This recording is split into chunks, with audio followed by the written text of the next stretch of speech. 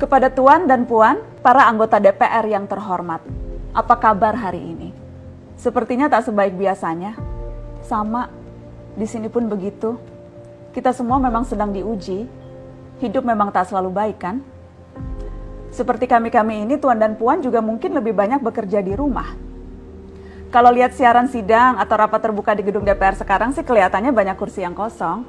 Tapi biasanya juga kosong kan ya? Tuan dan Puan anggota DPR yang terhormat, saya perhatikan parlemen-parlemen negara lain fokus melawan corona.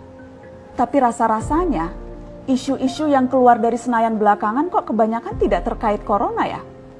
Kami malah membaca DPR bersemangat membahas isu-isu lain.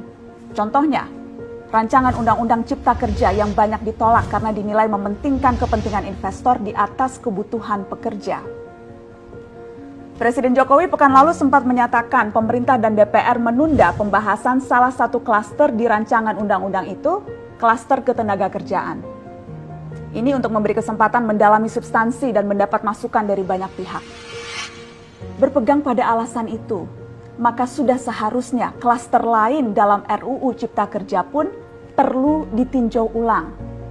Karena yang lain juga bukan tanpa masalah, terutama dari perspektif lingkungan dan keadilan gender. Tidak cukup hanya menunda pembahasan satu klaster saja. Ada juga RUU lain yang masih nekat mau dibahas. Ada RUU KUHP yang tahun lalu diserbu unjuk rasa. Lalu RUU pemasyarakatan. Ada koruptor yang sudah ngebet pengen bebas kah? Apa kabar Pak Yasona? Terus terang saja, membahas undang-undang yang menyangkut hajat hidup orang banyak di masa seperti sekarang ini terlalu mengundang curiga. Gara-gara pandemi yang pada jatuh cinta saja berani menunda nikah loh.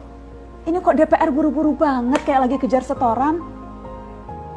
Tidak ada undang-undang yang tidak penting, semua penting. Justru karena undang-undang itu penting, aneh jika pembahasannya diseriusi di waktu seperti sekarang. Saat dimana perhatian dan konsentrasi kita sedang terkuras bertahan hidup di tengah wabah. Produk hukumnya pun berpotensi cacat bila tidak memenuhi ketentuan, dan rasanya belum ada aturan pembahasan RUU secara virtual. Jika ngotot menuntaskan Omnibus Law, atau RUU KUHP, atau RUU pemasyarakatan, jangan salahkan jika ada yang menilai DPR tidak menjadikan perang melawan corona sebagai prioritas. Saya percaya setiap tindakan dan keputusan di masa krisis mencerminkan skala prioritas. Atau memang inikah prioritas wakil-wakil rakyat kami saat ini?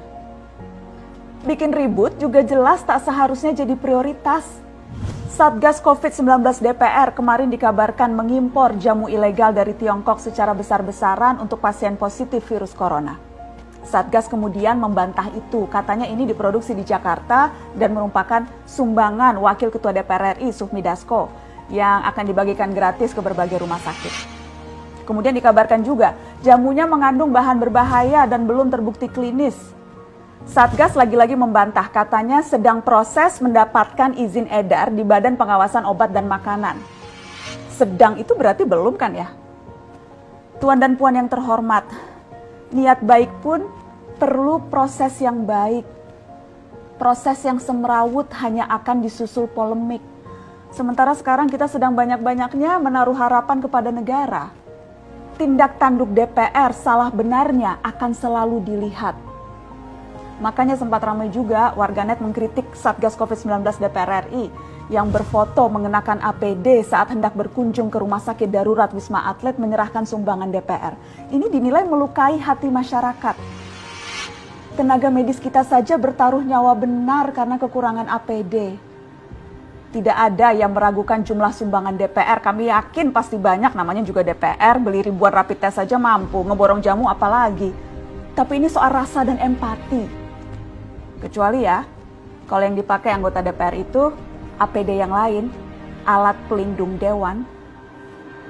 Salam hormat dari kami yang kalian wakili.